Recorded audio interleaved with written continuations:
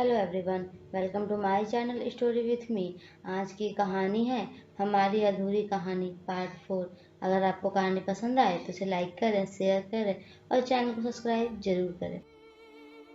Ramesh police थाने से निकलकर अपनी मोटरसाइकिल की तरफ जा रहा था कि तभी उसका फोन बजा। उसने फोन जेब से निकाल कर देखा, उसके दोस्त सतीश का फोन था।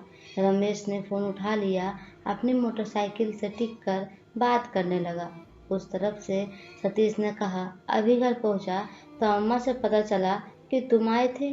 फिर मन्नू ने बताया कि तुमने फोन करने को कहा था। क्या बात है, अचानक कैसे आना हुआ? मिलकर बताता हूँ। ठीक है, फिर मैं तुम्हारे घर आ रहा हूँ। नहीं, वहाँ खुलकर बात नहीं हो पाएगी। अपने अड्डे पर मिलते हैं। लेकिन अभी मैं काम से बाहर आया था, गांव पहुंचकर फोन करता हूँ, तब तुम निकलना। सतीश उसकी बात पर राजी हो गया। रमेश ने फोन काट दिया।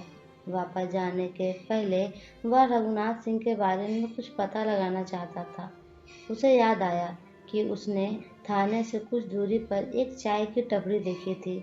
ऐसी जगहों से आसानी से सूचनाएं मिल जाती है। वह सोचकर उसने मोटरसाइकिल स्टार्ट की और चाय की टपरी की ओर चल दिया।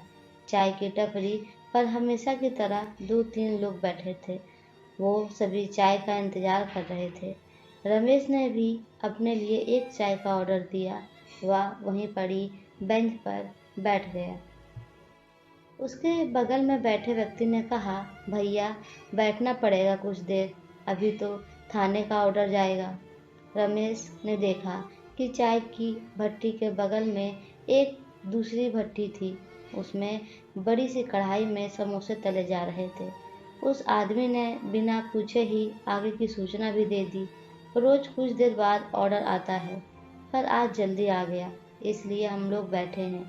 रमेश जब थाने में था तो उसने पुलिस वालों को कहते सुना था कि भूख लगी है, ऑर्डर भिजवाओ। तब वह समझ नहीं पाया था कि ऑर्डर कहाँ जाना है। अब समझ में आ गया था। रमेश के बगल में बैठा व्यक्ति बातें करने के मूड में था। रमेश भी उसे टाल नहीं रहा था। वह चाहता था जब वह व्यक्ति कुछ खुल जाए तो उससे रघुनाथ सिंह के बारे में पूछे। इसलिए जब उसके बगल में बैठे व्यक्ति ने पूछा कि क्या वह इस गांव का नहीं है, तो वह मुस्कुराकर बोला, हाँ भैया, यहाँ के नहीं है, लखनऊ से आए हैं। लखनऊ से? कोई विशेष काम था क्या? यहाँ किसी से मिलना था। किससे मिलना था भैया? रघुनाथ सिंह है। दरअसल दूर का रिश्ता है, उनके ब्याह में आ नहीं पाए थे, इसलिए मिलने आए थे। उस व्यक्ति ने रमेश को कुछ अजीब निगाहों से देखा। रमेश को यह एहसास हो गया कि वह जरूर ही रघुनाथ सिंह के बारे में जानता है। उस व्यक्ति ने पूछा, अगर अपने रिश्तेदार के घर आए हो तो फिर यहाँ चाय की दुकान पर क्यों बैठे हो? वो इसलिए कि मुझे पता नहीं उनका घर कहाँ है। थकावट लग रही थी, सोचा चाय पी लूं, फिर घर ढूंढता हूँ। उस व्यक्ति ने बड़े आश्चर्य से कहा, तुम्हें अपने रिश्तेदार का घर नहीं मालूम? बताया था, दूर के रिश्तेदार है, बहुत सालों बाद आ रहा हूँ। वह व्यक्ति कुछ सोचने लगा।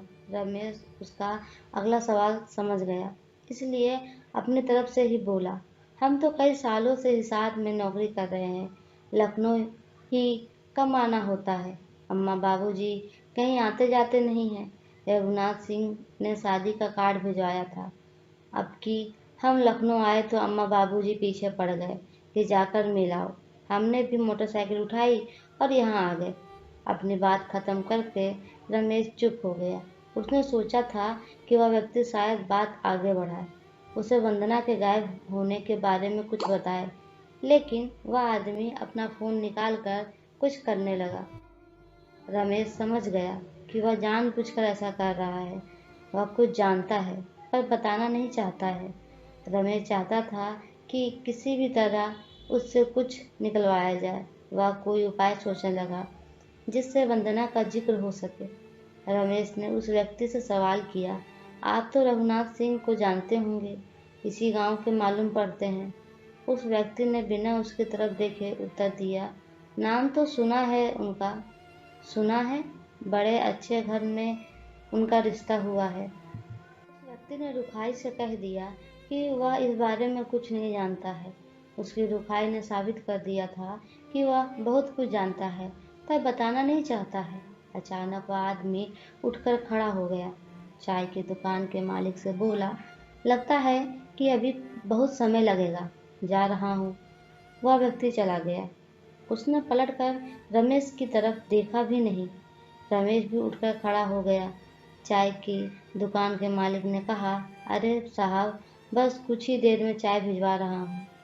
ठीक है भैया, बस बैठे बैठे पैर अकड़ गए थे। वैसे आप बता सकते हैं कि रघुनाथ सिंह जी का घर कहाँ है? दुकान के मालिक ने कहा, ये जो सड़क जा रही है वह आगे जाकर बाईं तरफ मुड़ जाएगी। बस उससे कोई 100 मीटर दूर दाईं ओर का आखिरी मकान ग्राम प्रधान रघुनाथ बाबू का है।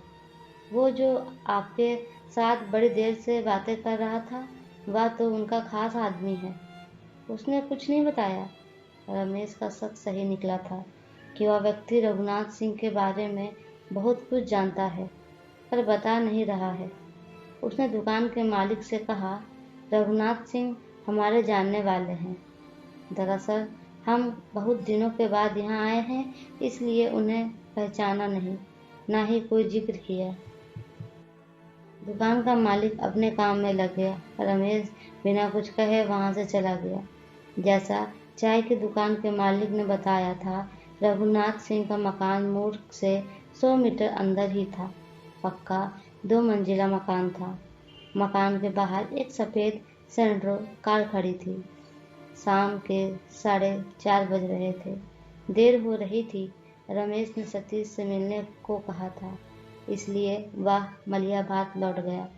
ढलता सूरज आसमान में पश्चिम की ओर किसी लाल गोले की तरह दिख रहा था। हनुमान जी के मंदिर के पास बरगद का एक पेड़ था। उसके चबूतरे पर रमेश और सतीश दोनों विचारों में खोए हुए बैठे थे।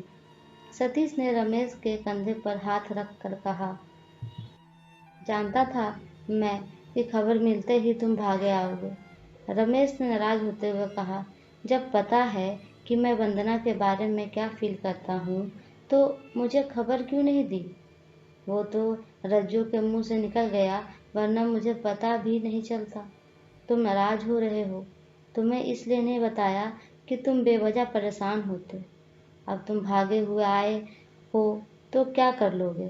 खुद परेशान होगे, अपने घर वालों को परेशान करोगे। रमेश को अपने दोस्त की बात बुरी लगी।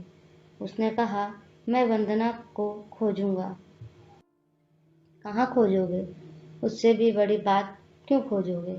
उसे खोजने के लिए उसके मायके और ससुराल वाले हैं। रमेश गुस्से में उठकर खड़ा हो गया। वह सतीश को घूर रहा था। सतीश भी जानता था कि उसने अपने दोस्त को ठेस पहुंचाई है। वह नजरें झुकाए बैठा था। रमेश ने आहत स्वर में कहा, मेरे बचपन का दोस्त, जिसे मैं अपने सबसे नज़दीक समझता हूँ, जिससे मैंने अपने दिल की हर बात बताई है, वो मेरा दोस्त कह रहा है कि मैं वंदना को लेकर परेशान क्यों हूँ। रमेश गुस्से में जाने लगा। सतीश ने भागकर उसे पकड़ लिया, वापस चबूतरे पर बिठा दिया। उसे अपने दोस्त का दिल दुखाने का बुरा लग रहा था। वह उसके बगल में बैठकर बोला, बचपन का दोस्त हूँ, तुम्हें अच्छी तरह जानता हूँ, तुम्हारे दिल के दर्द को भी समझता हूँ, तभी नहीं चाहता था कि तुम यहाँ आओ, तुम्हारा टूटा हुआ दिल और दुखे। रमेश ने सतीश की तरफ देखा। सतीश परेशान था। ऐसा लग रहा था कि जैसे उसके मन में कोई धुंध चल रहा हो, वहीं सही और गलत के बीच झूल रहा हो। उसकी पीड़ा साफ दिखाई पड़ रही थी।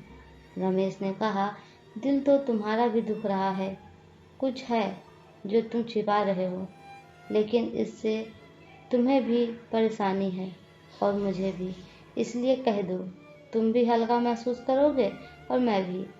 अपने दोस्त की बात सुनकर सतीश बोला, मैं इसलिए नहीं बता रहा था कि सच जानकर तुम कहीं खुद को संभाल ना पाओ, पर अब लग रहा है कि तुम्हें सब बता देना ही ठीक है। रमेश समझ गया कि बात गंभीर है।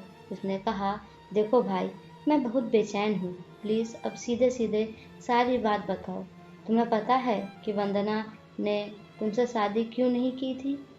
उसने कहा था कि मैं बीएसएफ में हूँ, मेरी ज़िंदगी का कोई ठिकाना नहीं, इसलिए वह मुझसे शादी नहीं करेगी। पर मुझे पता था कि वह झूठ बोल रही है। वह मुझसे प्यार करती है, शादी करना चाहती है, लेकिन किसी दबाव में है। मैंने उससे कहा कि वह मुझे सब सच सच बता दे, पर वह नहीं मानी, अपनी बात पर अड़ी रही। रमेश एक बार फिर उठकर खड़ा हो गया। उसके मन में एक भूचाल सा उठा था। अपने आप को शांत करने के लिए वह इधर उधर टहल रहा था। सतीश उठकर उसके पास गया, उसे गले से लगा लिया।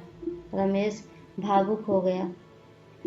उसे पता था कि उसकी कोई मजबूरी है जो मुझसे छिपा रही है। मैंने पता करने की कोशिश भी की, लेकिन कुछ मालूम नहीं हुआ। मुझे उसके प्यार पर यकीन है, तभी तो उसके गायब होने की बात सुनकर भागा चला आया। रमेश बहुत आहत था, परेशान होकर बोला, क्या उसे मेरे प्यार पर जरा भी यकीन नहीं था सतीश? यकीन था, तभी तो उसने तुमसे छिपाया। वह जानती थी कि सच्चाई जानकर तुम उसके लिए जमीन आसमान एक कर दोगे। वह नहीं चाहती थी कि तुम किसी मुसीबत में पड़ो, तुम्हें सुखी देखना चाहती थी। मुझे खुद से अलग करके सुखी देखना चाहती थी, क्योंकि सच्चाई बहुत भयानक है। तो बताओ मुझे, सच क्या है? सतीश ने बड़ी हिम्मत करके कहा, वंदना की शादी दरअसल एक सौदा थी। रमेश को आश्चर्य हुआ। उसने पूछा, कैसा सौदा? किसने किया ये सौदा? पैसों के लिए वंदना की शादी उस रघुनाथ से कराई गई। वंदना के घर वालों ने किया ये सौदा। उसके पिता और उसके भाई ने? जो कुछ रमेश ने सुना वह सचमुच भयानक था। वंदना के साथ उसके पिता और भाई ने गलत किया था। रमेश से खड़ा नहीं रहा जा रहा था। वह चबूतरे पर बैठ गया। सतीश उसके पास जाकर बैठ गया। उसने कहा, मैंने कहा था ना कि सच्चाई भयानक है, तभी तुम्हें पहले नहीं बताई थी। रमेश को सचमुच धक्का लगा था, पर अब एक सवाल उसे परेशान कर रहा था। उसने पूछा, सतीश, क्या वंदना की शादी से पहले ही तुम्हें यह बात पता थी? कैसी बात कर रहे हो? अगर मुझे तब पता चल गया होता तो तुम्हें पहले ही बता देता। तुमसे क्यों छिपाता? मुझे यह सब बाद में पता चला। सतीश का फोन बार बार बज रहा था। वह काट दे रहा था। इस बार फिर फोन बजा तो रमेश ने कहा, किसका फोन है? वाणी का। कॉल उठा लो, हो सकता है कोई जरूरी काम हो। सतीश ने फोन उठा लिया, एक तरफ जाकर बात करने लगा। रमेश के मन में न जाने कितने सारे प्रश्न एक साथ उठ रहे थे। वंदना ने उससे इतनी बड़ी बात क्यों छिपाई? अगर उसके पूछने पर यह बता देती तो आज ये नौबत नहीं आती। वंदना के पिता और भाई ने ऐसा क्यों किया? क्या मजबूरी थी उनकी कि उन्हें वंदना की इस तरह बलि चढ़ानी पड़ी? सतीश को यह सब कैसे पता चला? सारे सवालों के जवाब जानने के लिए रमेश बेचैन था। बात खत्म करके सतीश जब आया तो परेशान लग रहा था। उसकी परेशानी देखकर रमेश ने पूछा, क्या बात है? वाणी भाभी ने क्या कहा? मुझे घर जाना पड़ेगा। वाणी के मम्मी पापा आए हैं, कुछ ही देर ठहर कर चले जाएंगे। वो लोग मेरे साले के पास कटक जा रहे हैं। रमेश के अंदर उठ रहे सवाल बवंडर मचा रहे थे। फिर भी वह बोला, ठीक है, जाओ।